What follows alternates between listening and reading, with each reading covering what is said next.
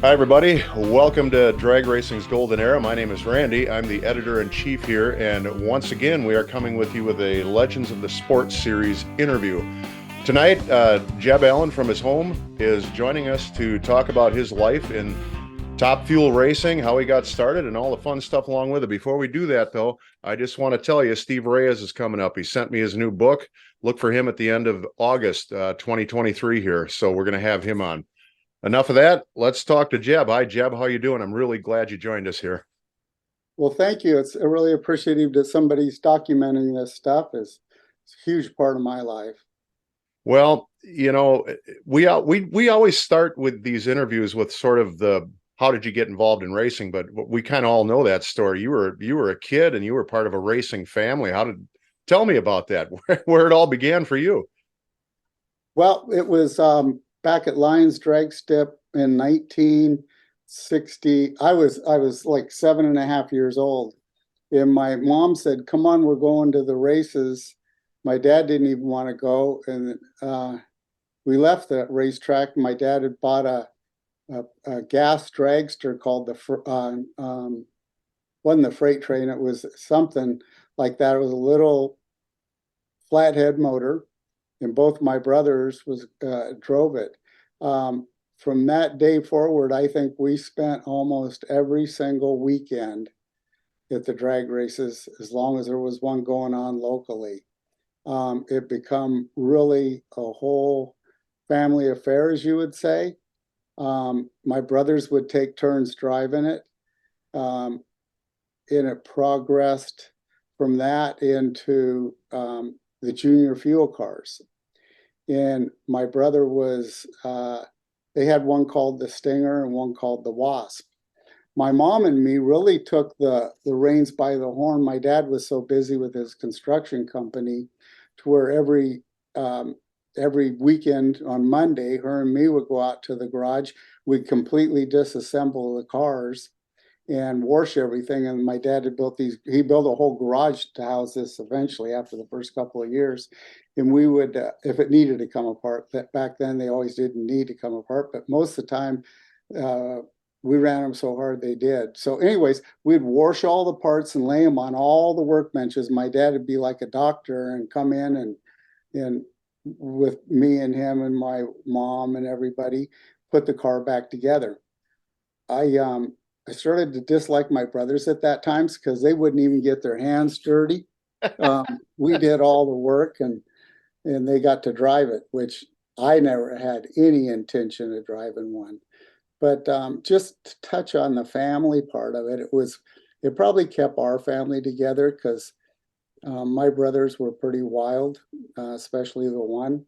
And so it was just like every Saturday, we'd all get in the car and go to the races together. They'd show up, and it was usually, most of the time back then, they'd have races on Saturday at Lions Dragstrip, then on Sunday at Irwindale. So I would say probably, for 6 months out of the year, we did that routine. Occasionally, we would go to San Fernando, I think it was. I think they closed it right after we started racing. But a big event for us was to go to Bakersfield, which we started doing right away with the junior fuel cars. And the cars are called the Wasp and the Stinger because of the relationship my dad had with Keith Black Racing Engines. My dad and Keith had went to school together, and then they crossed paths when we started running the race cars. And then my dad's shop just so happened to be 3 doors down from the Yakel Plymouth Special that Tom McEwen drove. So I'd go down to his shop and I'd go over and I'd work on that car, cleaning it and polishing the rims. And Lou Bainey had a son called Frankie Bainey, and we became really good friends. So I hung out with them all weekend long when we go to the races. I graduated to the top fuel car, from the junior fuel ones. But my brothers dominated the junior fuel ranks. The cars were just, we used to race against, I think maybe even Carl Olson back then might have drove in the junior fuel cars. Yeah, And that's how we got to know he Cool had the Olson. Hooligan, if I remember right, right? Is that what it was? Yeah, it was called the Hooligan. I was still, um, I was probably 13, 14 years old. And then when they started running a top fuel car, I was like 15 then. And that little Lions drag strip was, you know, Tom McEwen, Steve Carboni, John Mulligan, the Beebe family, and John Mulligan and Steve Carboni and John Mulligan gave me a mini bike for Christmas that they had completely custom painted and chromed the whole motor. But that's how the racing was for family affairs back then. It was really, really cool. An era I'll never forget. I don't even talk about too much. Today I'm probably spilled more than I've done in a long time. Um, when the cars would run, then we started racing top fuel cars. My dad didn't do so good in that, and my brothers drove the top fuel car, the one brother, Leslie. And then when I was 16, I just turned 16, and Steve Carboni had won Indianapolis and got his own car with a Soapy sales car. And when he won that, I ended up going on tour with him and his wife. It was just three of us for a whole summer. And I was just turned 16 years old. And here I was starting push starting the car. Or he had a starter back then, a funny car starter, because the motor was out. It was in the, front of the driver. So I was doing all that at 16. And then I decided, well, this is too much work to not enough reward to be a mechanic. And Don Gartless came out with the rear engine dragster. And I said to my dad, I called him up and I said, I'd drive one of these. And he goes, well, if you'll drive it, your brother just, he can't race anymore. He had a bad, our whole family had a bad drug addiction problem. Yeah. And he ended up going to jail. And so he was going to quit. And I said, well, I'll drive it if you'll build a rear engine car. So that led me into the top fuel ranks when I was 17 years old, actually. All right, before we proceed past a few points here, I want to touch on a couple of things. I had a conversation. First of all, Lions Dragstrip. I was not old enough to be fortunate enough to spend any time at that track before it closed. And that thing, they had races there every weekend. So you basically, as a young guy, were hanging out with the names of the sport that went on to be superstars that came out of that Division 7 era. That had to be an incredible period of time for you back there. And you probably didn't know they were all superstars at the time, right? I knew Tom McEwen was. He had that swagger about him, per se. He was my hero, actually. And then Don Perdone was there driving the Greer black and Perdone car. Yeah. And it was really a time, and it was scary back then. I remember being down at the end of the drag strip, and these cars had come through, and it looked like a fighter jet just blew something up, and the motors would be rolling down the racetracks. And yeah, it was Larry Sutton and Steve Evans was running that track at that time, I believe, and it was just a good times. And then they come out with the roller starters, just a lot of memories there. Well, and Larry said something to me. I talked to him, I don't know, a year ago. Your name came up, and he said to me that when you first started driving Top Fuel, he told me you couldn't keep your foot on the pedal. You were, I don't know if you were intimidated by the car, and he said he had a few talks with you to get you to just stand on that thing. That's exactly right. So I'd never drove anything. I used to race motorcycles. Matter of fact, when I was growing up, I'd want to go ride my motorcycle in the morning on Saturday, and then I'd go to Ascot Park and ride around there. Then I'd drive it over on the sidewalks all the way to the drag strip and stay until midnight.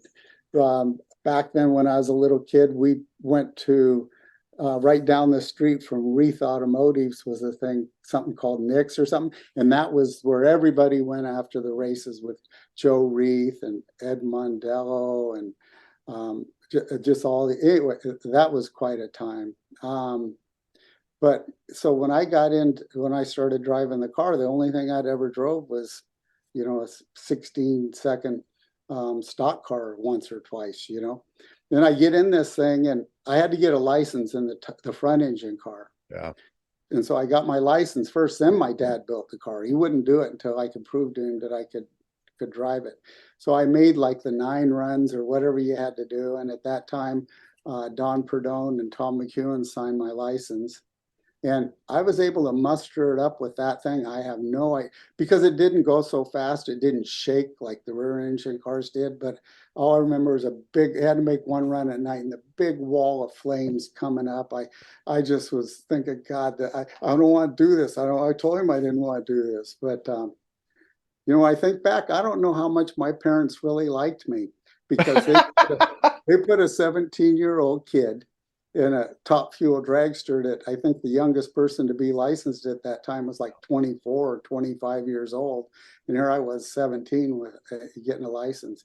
So I accomplished that. And then we had a rear engine car, and Woody Gilmore, we were really good friends with my dad. It was like everybody liked my dad. Maybe it's because he spent money, but I don't think so. But they used to get along in that little circle, and that was right down the street from Woody had built our junior fueler cars. So when we transferred into the top fuel car, then I started the first run I did. I'd drive it like 100 feet, and it'd actually start shaking really bad, and I couldn't see.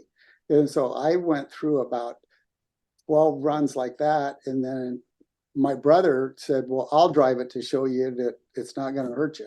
So he got in it and drove it and made a run. It ran extremely quick for back then. It was before its era. My dad just put everything together with Keith Black. And so when I got in but I couldn't drive it past like the Christmas tree. I mean, it'd go out there and it'd start shaking.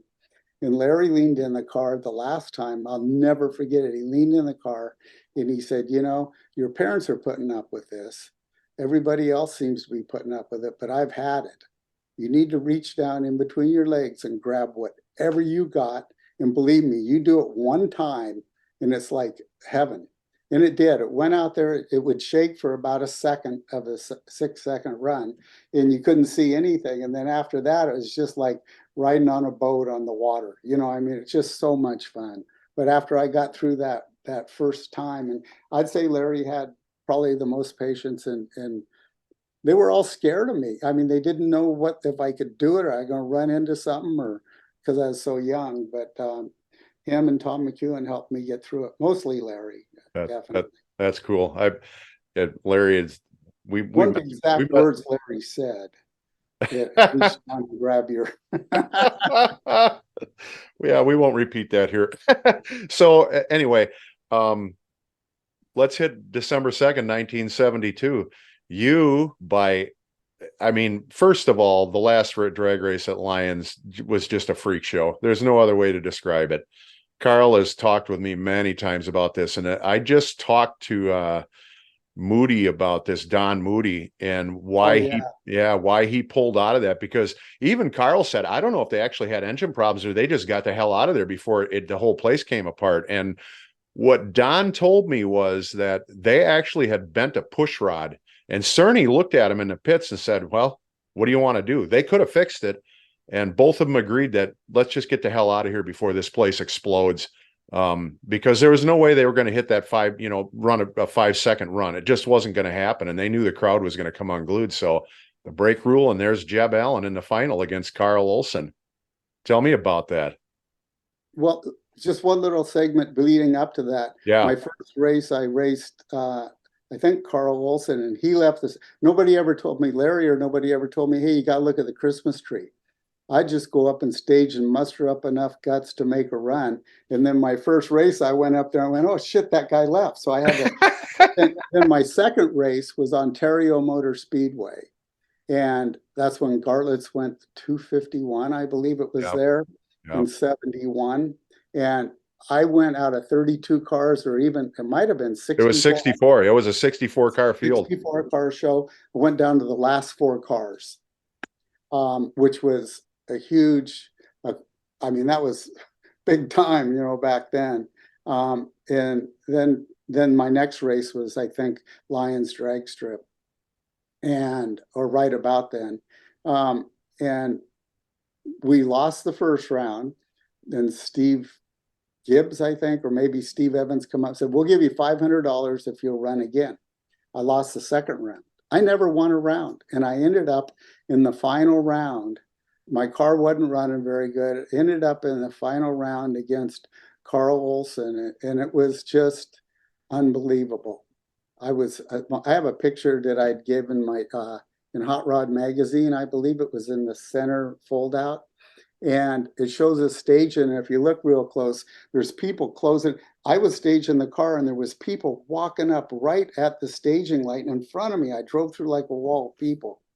But we had already had the truck trailer hooked to the truck, and that Don Moody was right. We stayed at the we left the race cars at the other end of the track, and they came and got them. We put them in the trailer there. But it was just like, it was like a war zone back then. You know, it was just crazy. It was Well, quite exciting. And the best part about me losing in the final round is that I got twice as much exposure as Carl Olson, because I was the last one to go down Lions Dragstrip. I ended up in a full page deal of the car, the last one to go down it. So, well, hey, wait a minute. Technically, that's not true. I believe Larry Sutton in the porta potty was the last one to go down the drag oh, strip at 70 miles an hour. did he really? Oh yeah, they hooked a porta potty up to the back of a truck and they went flying down the drag strip in this thing. Great. You'll have to ask him about that sometime. Yeah. Well, and I've heard the stories about this. Carl, I think, said that he didn't even think he'd be able to make it to the starting line after they fired the car. There was so many people standing there. Mm-hmm. They were like, it was a wall of people against the guardrail all the way down. It was just, and I don't think him and me shut him off till we was through the last light. Wow. Well, and I always told Carl I thought that kind of an era of drag racing ended with that race. I mean, that sort of put the end to an era, the Southern California front engine car, and it just sort of ended that whole era right there to never come back again. Um, you know, so all right, you're in your top fuel car. Now you're the youngest guy on the NHRA circuit. I was talking to Mike Couch one day about this. Buster Couch's son was on the starting line. And Mike said, and you have to correct me if he was wrong or if I'm wrong, there was a point in time where was it Englishtown? You could not go to Englishtown and race because minors were not allowed in the pits. Was that right? Yeah, so we went on, my dad and mom said, well, let's go on tour. And I think they had 5 races in or something like that. And so and I had to wait till I get out of high school. So the first one I could do was at Englishtown. And we pulled up to, and they were doing, I was like catapulted into from the Ontario thing with NHRA and the publicity and going to the Los Angeles Times and on the TVs, all this stuff. And I had no clue what I was doing. But anyways, so they were advertising real big that this 17-year-old kid was going to race at Englishtown, New Jersey prior to the race. I was doing pre-race stuff, the interview here or there, not a whole bunch, not like in the latter years. But we pulled into the racetrack, and here comes all of the NHRA people running over with the police when they seen my car. And I'm thinking Steve Gibbs. I don't know if it was back then, but they leaned into the car and they said, "How old are you?" And I just turned 18 by like 4 days. Oh, I was 18 June, whatever the date was. My birthday was June 8th, and I think this was the end of June or July 1st or something. But so I got to go in and race. wow. That was probably the most memorable race I ever won. Yeah. Was that race. Well, and I mean, that set the stage for, the superstar kid on the NHRA trail. I mean, that race really, in the minds of fans, from a national point of view, really set Jeb Allen off on his career, I think. I don't know if you agree with that, but Oh, without a doubt. Yeah. As a matter of fact, 2 or 3 races later at the US Nationals, that my whole life changed. I got approached by English Leather, Dodge, and Pennzoil, and Revell Toy Company. All of them had been talking, and they all were there, and they came over and they offered me major sponsorship, which carried me on for 7, 8 years, real strong, enough to keep racing. well, But and this was back in the days before really huge sponsorship came in. I mean, who had big sponsorship? Maybe Snake, the yeah, Hot Wheels deal those guys had, maybe. the Hot Wheel deal, I think, came a little bit later, the following year or something. Yeah. But he had I believe, the Army then or something. Yeah. I can't quite remember, but yeah. But I'll just on Englishtown about how exciting it was, and I'll never forget. I was racing Tom McEwen, which is my all-time hero, in the final round. And our pit area had a little crowd of people around it and a bunch of spectators. But then when we went up to go down to push start, there's everybody in drag racing wanted to see McEwen win. All of the tuners, all of the other funny cars and dragster people. It's me and my mom and dad and just a bunch of fans around my car. And I remember McEwen wanted to start first, so he pushed down the racetrack. And when I started doing the push starting, there was so many people, I could hear it was like a roar of people just yelling for me to win. And it was like the most exciting feeling I ever had in drag racing, because you was pushing and going 35 miles an hour and you could hear all this. You let the clutch out and then the motor would start. But so onward and upward to that, that was the first win I had. And the very next weekend or 2 weekends later, I went to the final round in Montreal, Canada. Oh. And You do have to tell us about this. oh, that was my inexperience was glaring. And Buster, we got sort of upset, but it was my inexperience and my fault not staging the car. So we started first on that deal. I was around, I was doing my burnout, and I looked and I seen the other car I was racing pushing down the racetrack to start. I'm thinking, this isn't right. Something's wrong. I mean, the timing was way off. And so I had done my burnout, backed up, and I don't think we doing dry burnouts, and maybe one little one. But then I'm getting ready to stage, and he does his burnout. Then he backs up, and you push the cars at that time. And then I didn't think enough to put out the first stage light. And Buster told me afterwards, if you'd have put out the first stage light, I would have given you a single, because they burnt me down, is what they really did. And to their credit, that's how they won the race. Well, But and for they were all of nice you, guys too. But yeah, well, for all of you out there that don't know this, that was Art Marshall, and he was in, I believe it was Snake's old car, front engine uh, dragster, and that was the last front engine dragster to ever win a national event, and it was just a bunch of kids, as my understanding was. yeah, they were. And like I said, they were nice guys. I don't know if the timing was off or they did it on purpose or whatever.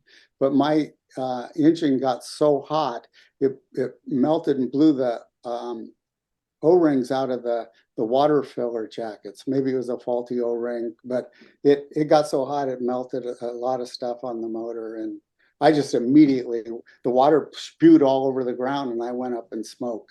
Oh, But it was quite a learning experience. yeah, So Buster.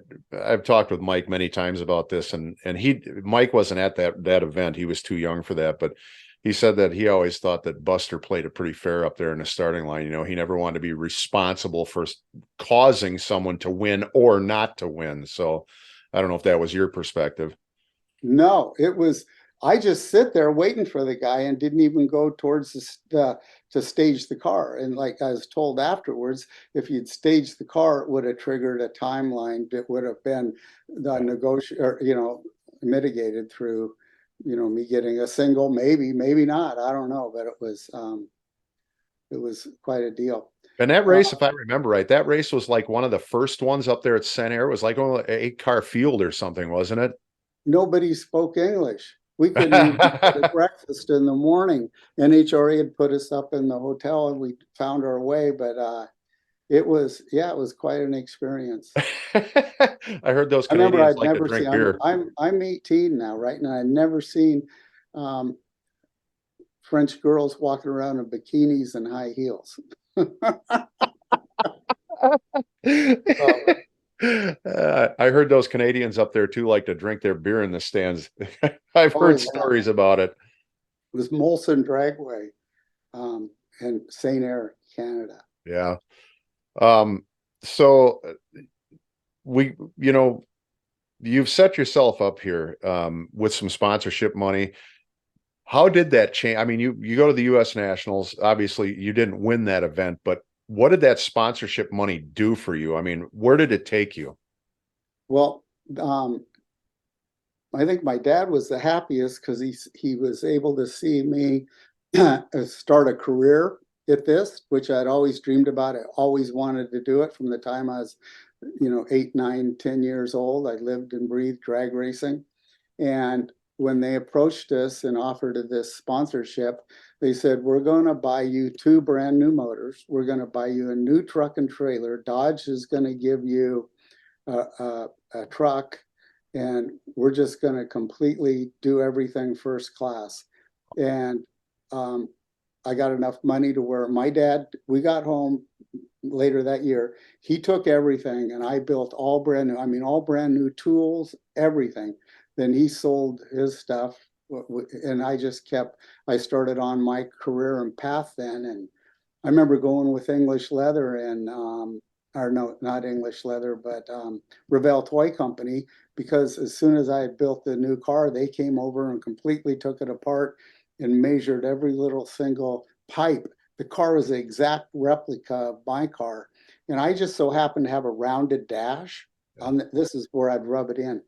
You can ask Carl Olson. So they built a model of his car and they built one they started building them after that, but they used my car as a jig. And all those other cars had rounded dashes and none of them. And so, but anyways, I got my um, hands on, as a matter of fact, I got my hands on Carl's model. It's sitting in the other room here. A friend of mine, Jerry Newman, who was a Midwest tuner here, happened, good friend of Carl Olson's, had one sitting in his attic, and I've been looking for one for years, and they're impossible to find. And all I show up, and Jerry Newman's got one in his hand. He said, "There you go." So I've got one of those. I haven't got one of yours yet. I'm trying to find one. oh, well, I can fix that for you. That'd be odd. These things are, I mean, it is hard to find some of these days. The old, and if I remember right, were you the first one? Were you the first one that Top Fuel that Revell did? I was, yeah, and at the same era they built, or in that same time frame, they took on Ed McCullough and the Okay, funny yeah, car, the Revolution funny car. yeah. And they went all out. They bought us all uniforms, parachutes, fire suits. It was all just a big marketing thing with painted my truck and trailer. It was quite a big thing. So Um, that was that when you went from the blue car to the red car? Is that year when that money came in? yes. Uh-huh. Okay. And I believe so. I hope so. But part of the thing that happened with the Revell thing was, well, we'll just carry on with that. But not too long after that, I got run into, which was Yeah. quite Well, quite a. let's talk about that because I've over this shoulder, I've got the picture Larry Brown sent me, and I believe that was also Oh set. yeah, there it is, right there. Yeah, 72. He launched that engine over the top of his car. So that PRO race, and this was, Garlett's answer to the NHRA with this Tulsa race. But it was quite the eventful race. And there's, we've all seen the pictures of this, that incredible pictures of that accident. Why don't you tell us what round was it? Do you remember? I think it was maybe the first round. It was right. It was right early in the race. I probably have a vague feeling of that race. Not vague, but so. And my best friend all that year was John Wiebe. we would share hotel rooms together because we didn't, we weren't staying in one place too long. We just stopped, take a shower, and it just a really good person and good friend. This tainted our relationship to where we but so we both staged, and we took off, and the next thing I know, I see his front wheels coming over and slammed into my right where I sit, right about there. So I remember seeing it, and then the next thing I remember is the car's on fire. And I didn't know I was sliding down the racetrack backwards at that time, but he ran right into me and it broke the car in half. And then I slid down the racetrack. But doing that, in some of the videos I've seen, my rear engine stuff rolled past me. John rolled past me twice. And then we came to a stop, and he's launched up on the guardrail. And I think he got hurt as bad as I did, broke his arm and leg and some other things. But I in the top fuel cars, rear engine cars, there was no big rules. Gartlets just wore a helmet with no safety stuff on, and I wore my motorcycle gloves with no fire stuff on them like you do in the front engine cars. So when the car caught on fire, the visor burned so bad that I put my hands over my face, and it saved my face. I have second degree burns all through here. I have skin grafts all over my arms. I was in the hospital for about, I guess, 45 days or something in the burn center in Southern California. And this was a period of time, if I'm correct about this, where the fuel tanks were still behind the driver, right? They were right behind the driver's seat. Yeah, exactly. Because I didn't, and I thought, well, I could just remember I didn't want to drive one with the motor in front of you because of the fire.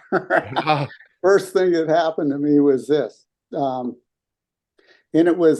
I wasn't running that good, but the car was still competitive, and we were off to launching a great career. And when that happened, it took me probably almost 9 months to get back.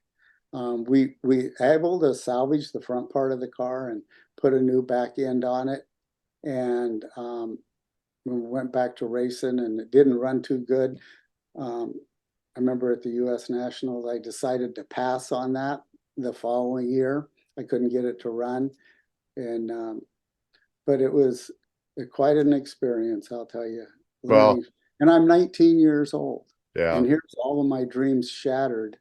And but my thought was, I didn't do nothing wrong.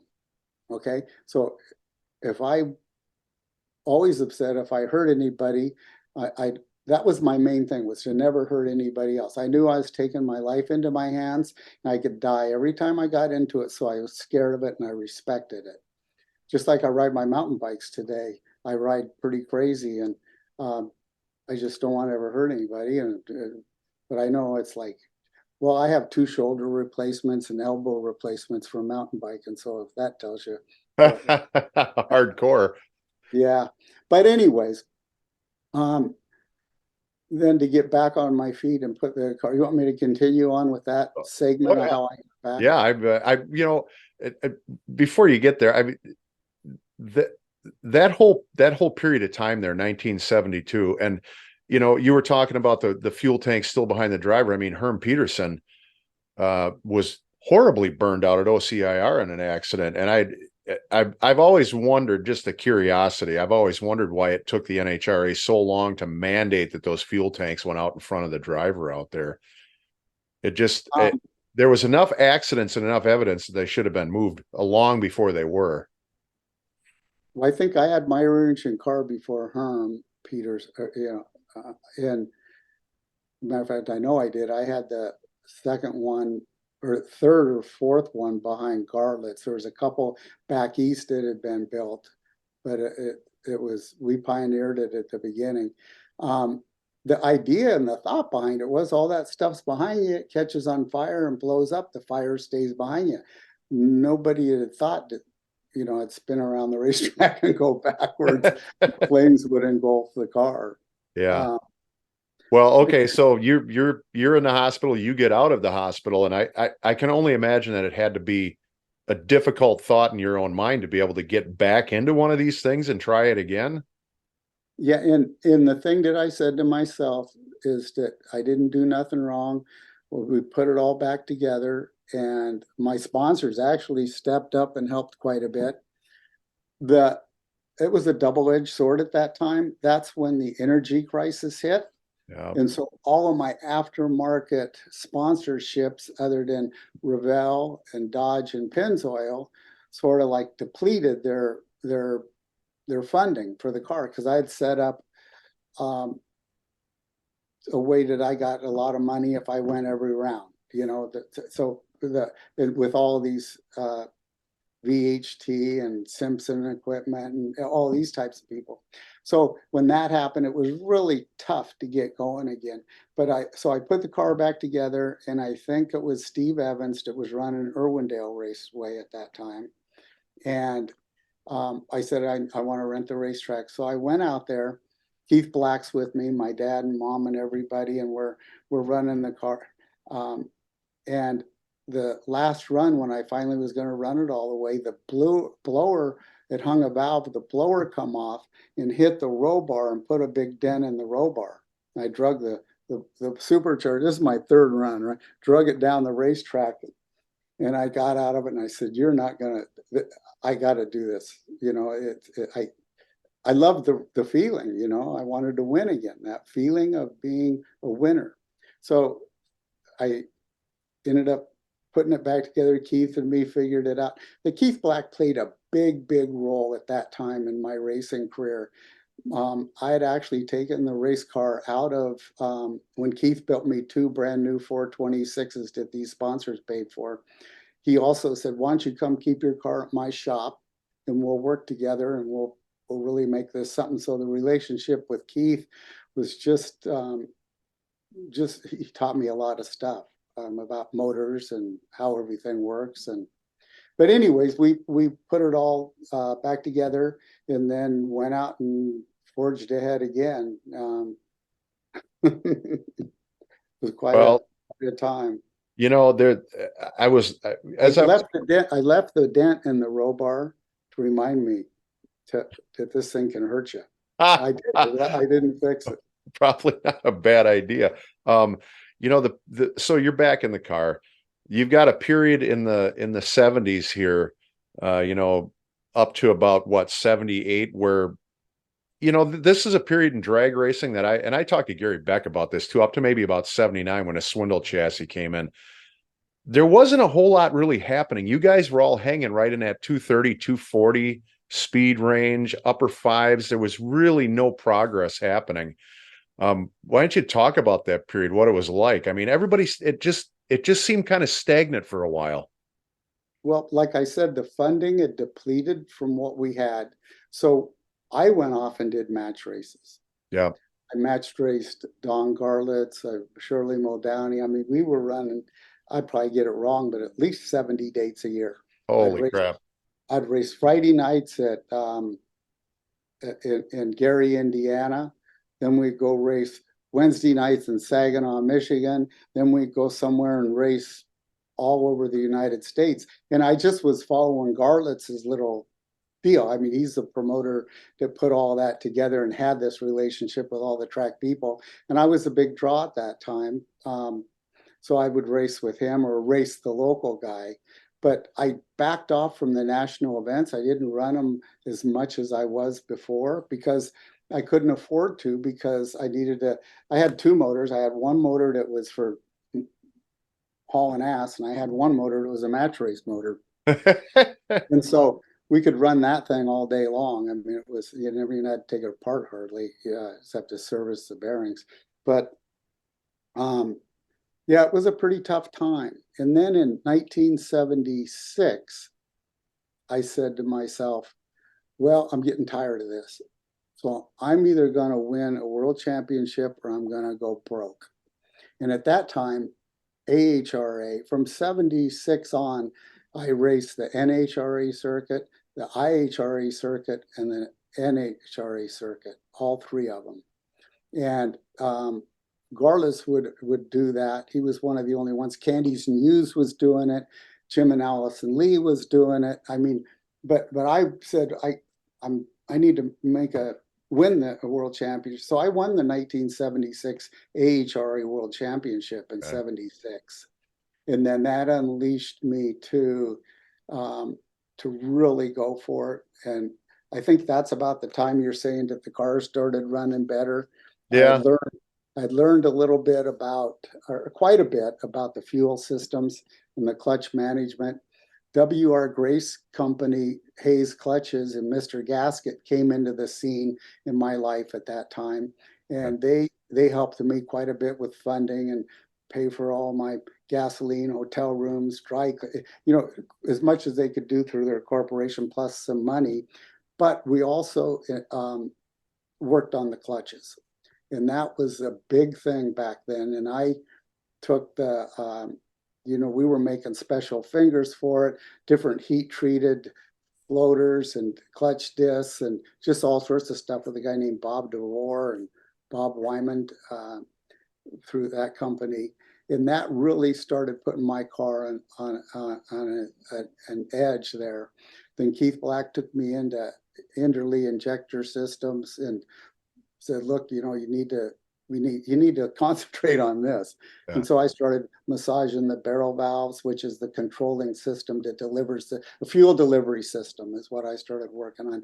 And Don Perdone and Don Gartlitz and Connie Collette had been doing it 5 years before me. They knew how to keep these things but I finally learned.